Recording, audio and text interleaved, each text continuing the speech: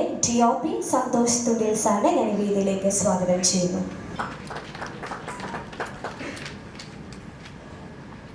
വളരെ സന്തോഷത്തോടുകൂടിയാണ് ഇവിടെ നിൽക്കുന്നത്. കാരണം അന്ന് ഈ മൂവി എന്നെ വിളിക്കാൻ, ഇത്ര വലിയൊരു മൂവി എന്നെ ഏൽപ്പിക്കാനായിട്ട്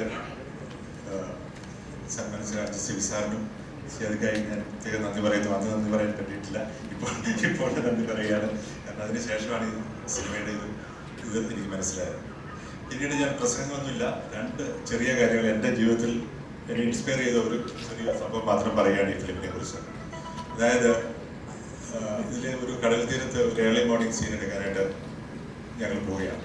ഞാനും സിബി സാറും ഒരു വണ്ടിയിൽ ഇറങ്ങുന്നു. ഞങ്ങളാണ് ആദ്യമായിട്ട് ആ ഹോട്ടലിൽ നിന്ന് ഇറങ്ങി പോകുന്നത്. യൂണിറ്റുകാരൊന്നും വന്നിട്ടില്ല.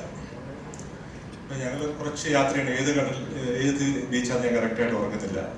കുറച്ച് യാത്ര ചെയ്താൽ പോകുന്നത് ഒരു 45 മിനിറ്റ്സ് ഉണ്ട് ആലപ്പുഴയാണ്. അപ്പം ഞങ്ങൾ അവിടെ ചെല്ലുമ്പോൾ ആദ്യം ഞാനും സിബി സാറും കൂടെ അവിടെ കാറിൽ നിന്ന് ഇറങ്ങുമ്പോൾ ഞാൻ കാണുന്നത് ലാൽ സാർ അവിടെ ഓൾറെഡി വണ്ടിയിൽ ചാരി നിൽക്കുകയാണ്. ഇങ്ങനെ ഒരു സംഭവം എൻ്റെ ജീവിതത്തിൽ 2 പ്രാവശ്യം ഉണ്ടായിരുന്നു.